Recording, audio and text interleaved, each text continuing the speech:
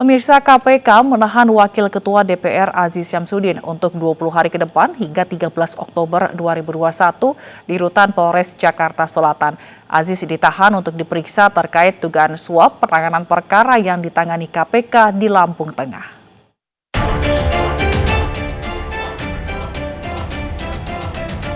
Usai dijemput paksa dan ditetapkan sebagai tersangka, KPK menahan Wakil Ketua DPR Aziz Syamsuddin selama 20 hari di Rutan Polres Jakarta Selatan. Ketua KPK Firly Bahuri menyatakan jumlah suap yang diberikan politisi Partai Beringin Golkar ini kepada mantan penyidik KPK Stefanus Robin Patuju sebesar 3,1 miliar rupiah dari komitmen awal 4 miliar rupiah. Suap diberikan untuk pengurusan penanganan perkara suap dana alokasi khusus Lampung yang menyeret nama Aziz dan mantan Ketua MPG Aliza Gunado. Dalam kasus ini, Aziz disangkakan pasal 5 ayat 1 dan pasal 13 Undang-Undang Tipikor dengan ancaman hukuman 5 tahun penjara. Saudara AZ, Wakil Ketua DPR RI periode 2019-2024 sebagai tersangka terkait dengan dugaan tindak korupsi, pemberian hadiah atau janji dalam penanganan perkara tindak pidana korupsi yang ditangani oleh KPK di Kabupaten Lampung Tengah. Pada sekitar Agustus 2020, AZ menghubungi SRP dan meminta tolong untuk mengurus kasus yang melibatkan AZ dan AG yang sedang dilakukan penyelidikan oleh KPK. Selanjutnya SLV menghubungi MH untuk ikut mengawal dan mengurus perkara tersebut. Setelah itu, MH menyampaikan AZ dan AG untuk masing-masing menyiapkan sejumlah uang 2 miliar rupiah. Sebagaimana komitmen awal, pemberian uang dari AZ kepada SRP dan MH sebesar 4 miliar rupiah dan telah direalisasikan sejumlah 3 miliar 100 juta rupiah atau 3,1 miliar. Sementara itu, Partai Beringin Golkar mengaku sudah menerima surat pengunduran diri Aziz sebagai Wakil Ketua DPR. Ketua DPP Partai Golkar, Adis Kadir, menyatakan pihaknya akan segera mencari pengganti Aziz Syamsuddin.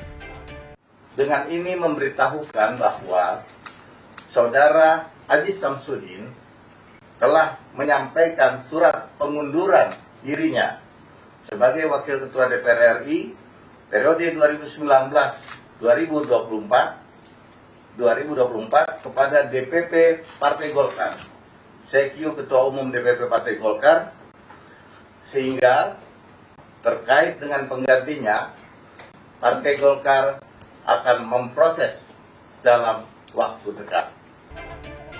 Sesuai Undang-Undang MD3, anggota DPR dapat diberhentikan karena meninggal dunia, mengundurkan diri, dan diberhentikan. Jika mengacu pada Undang-Undang, Aziz Syamsuddin terlebih dulu mengundurkan diri dari jabatannya atau diberhentikan sementara. Dari Jakarta, Tim Liputan iNews melaporkan. Wakil Ketua DPR Aziz Syamsuddin telah ditetapkan sebagai tersangka dalam perkara dugaan suap terkait penanganan perkara yang ditangani oleh KPK. Nama Aziz Syamsuddin sudah beberapa kali muncul dalam beberapa perkara korupsi lainnya.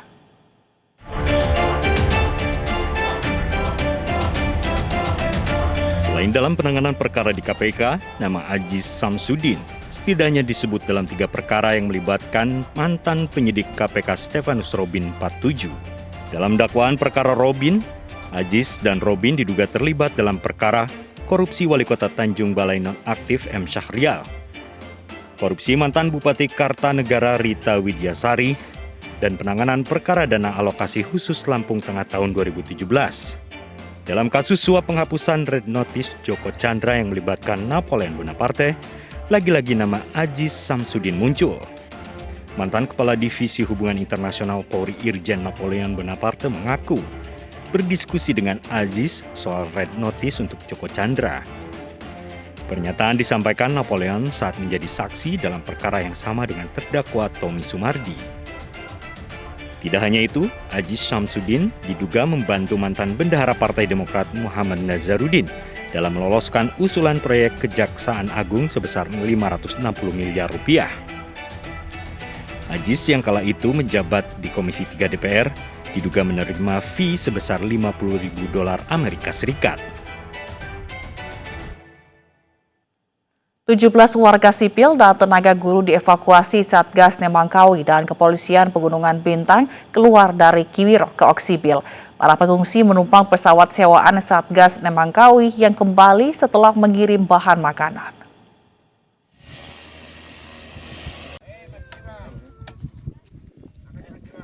Belasan warga sipil dievakuasi dari distrik Kiwirok ke Oksibil, Pegunungan Bintang, Papua. Para pengungsi menumpang pesawat sewaan Satgas Nemangkawi yang kembali setelah mengirim bahan makanan. Kapolres Pegunungan Bintang AKBP Cahyo Soekarnito mengatakan ada 3 kloter penerbangan yang mengangkut warga untuk mengungsi. Akan memberikan trauma healing, pelayanan kesehatan kepada pengungsi ini, supaya mereka kita cek kesehatannya, terus nanti kita tentunya akan serahkan kepada instansi terkait, dalam hal ini Dinas Sosial atau pemerintah daerah Kabupaten Pegunungan Bintang. Setelah tiba di Oksibil, para pengungsi dibawa ke Mapolres untuk pemeriksaan kesehatan dan trauma healing. Dari Pegunungan Bintang, Papua, Omega Batkorumbawa, iNews melaporkan. Semua guru baik SD, SMP, dan SMA di Kiwirok, Kabupaten Pegunungan Bintang juga dievakuasi ke Jayapura lantaran serangan kelompok kriminal bersenjata.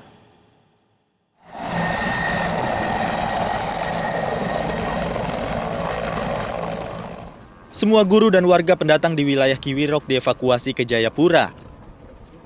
Evakuasi dilakukan pihak TNI Angkatan Darat lantaran situasi yang belum kondusif dengan terus adanya gangguan keamanan di wilayah dengan kontur pegunungan terjal ini.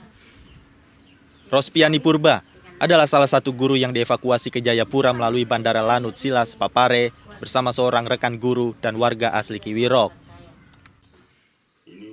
Kepada media, Ibu Guru Rospiani menceritakan penyerangan tenaga kesehatan dan kisah menakutkan saat itu. Dari situ saya sudah lihat ke bawah, saya pantau, puskesmas sudah dibakar, asap sudah naik. Tapi kalau keadaan suster kami kurang tahu pada pembakaran itu. Terus sesudah itu kami berdiam diri lah sampai sebelum kami dijemput oleh pos untuk mengamankan diri di pos sampai hari itu. Rencananya, beberapa orang yang masih mengungsi di pos akan segera dievakuasi ke Jayapura melalui Lanut Silas Papare. Dari Jayapura, Papua, Edi Siswanto, iNews melaporkan. 54 raja serta permaisuri Nusantara rencananya akan berkumpul di Keraton Raja Sumedang, Larang, Jawa Barat. Namun hingga kini panitia acara masih menunggu izin dari semua pihak karena Sumedang masih berada di PPKM level 3. Beginilah suasana persiapan Festival Adat Kerajaan Nusantara sambil menunggu persetujuan atas izin acara dari berbagai pihak. Tenda sudah disiapkan di depan gerbang Keraton Kerajaan Sumedang Larang. Lampu pernak-pernik lainnya termasuk pasukan panurung pun telah disiapkan. Disesuaikan dengan ketentuan yang berlaku, ya tentu kami juga harus taat terhadap aturan. Tentu banyak kegiatan-kegiatan yang kami pangkas berkaitan dengan situasi pandemi. Apalagi di Sumedang itu PPKM masih di dalam level 3. Kalau untuk izin belum ini Pak? Izin by proses, insya Allah kami tetap menunggu hasil keputusan akhir H-2 insya Allah. Kegiatan ini akan sangat berbeda dengan tahun sebelumnya yang cukup meriah. Kirap panji kerajaan di sepanjang jalan alun-alun Sumedang ditiadakan, serta jumlah undangan yang dibatasi untuk menghindari kerumunan di masa PPKM level 3. Dari Sumedang, Jawa Barat, Beben HVA, iNews melaporkan. Sementara itu, beberapa waktu yang lalu, warga sempat dihebohkan dengan munculnya kerajaan-kerajaan abal-abal ke publik, seperti Kerajaan Angling Dharma dan Keraton Agung Sejagat.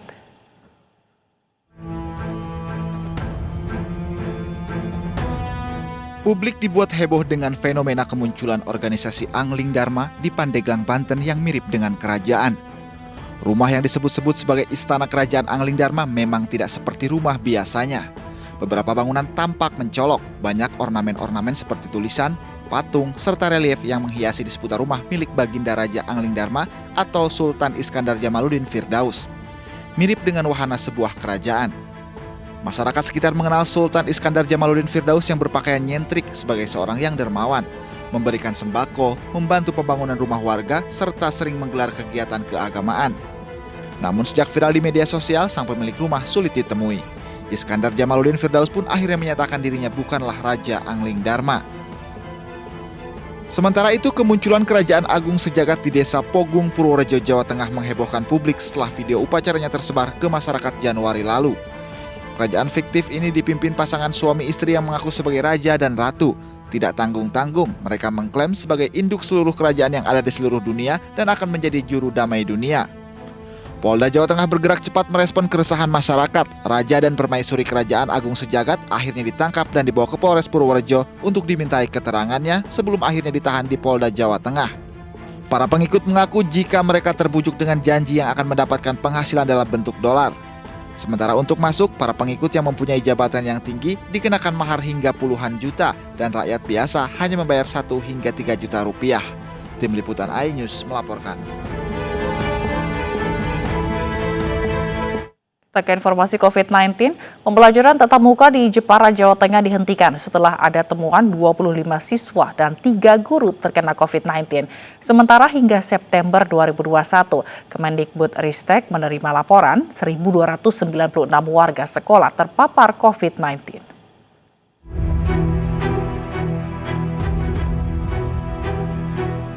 Bupati Jepara menginstruksikan penghentian sementara pembelajaran tatap muka di sekolah. Guru dan siswa kembali belajar mengajar secara daring selama 7 hari. Instruksi Bupati keluar setelah ada temuan 25 siswa dan 3 guru salah satu sekolah terpapar virus corona. Bapak semuanya bisa melihat teman-teman kami sudah melaksanakan daring dan anak-anak pun sudah di rumah masing-masing belajarnya. Di Purbalingga, Jawa Tengah, vaksinasi pelajar dipercepat setelah temuan ratusan siswa di 2 sekolah positif corona.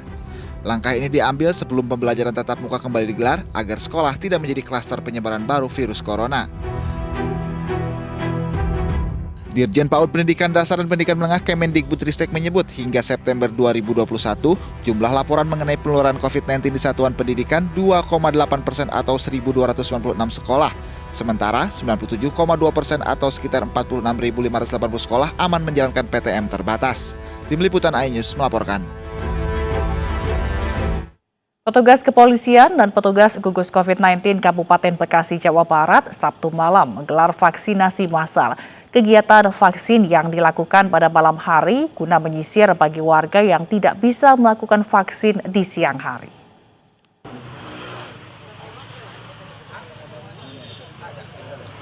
Kegiatan vaksinasi massal untuk masyarakat di malam hari digelar di Desa Setia Laksana, Cabang Bungin, Kabupaten Bekasi.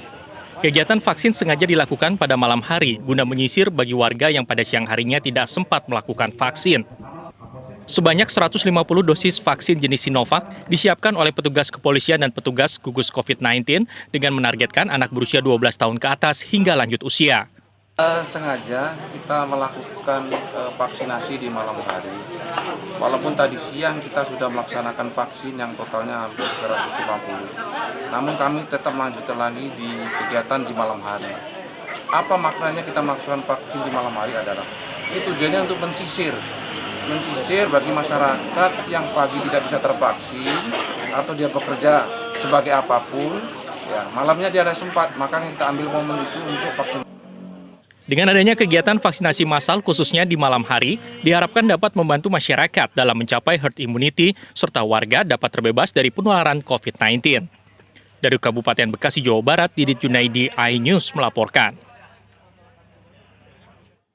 17 ekor anjing dievakuasi kelompok pecinta anjing di wilayah Pundong, Bantul, Yogyakarta. Belasan anjing ini rencananya akan dipotong untuk dagingnya dijual.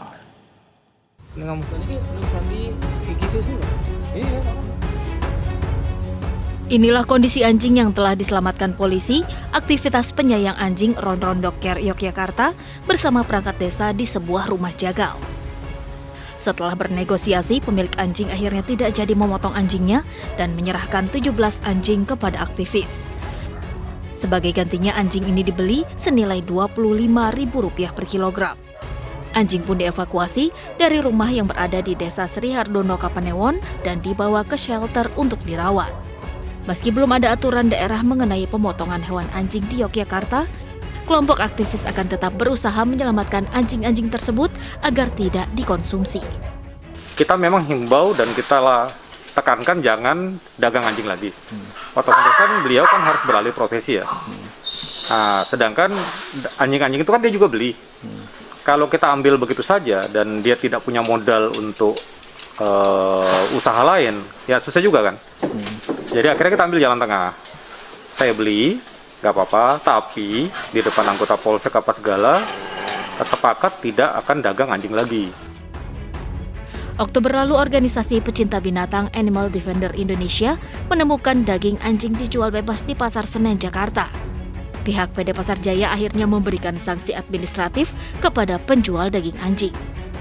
Larangan penjualan daging anjing di Jakarta tercantum di Undang-Undang Pangan, Undang-Undang Perlindungan Konsumen, bahkan Undang-Undang Kesejahteraan Hewan. Tim Liputan iNews melaporkan. Video seekor harimau berbadan kurus dan memakan rumput viral di media sosial. Wali Kota Medan, Bobi Nasution, menyebut pengelolaan di Medan Zoo masih minim.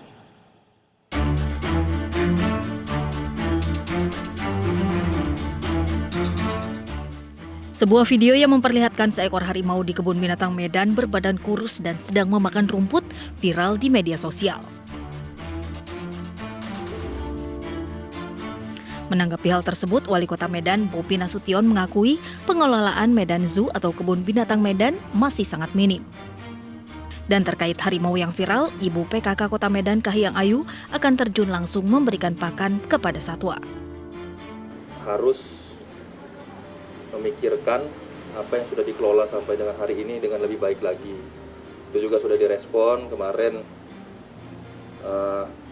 Ibu Wali Kota juga kemarin katanya mau menyumbangkan atau memberikan langsung sumbangan daging ataupun ayam.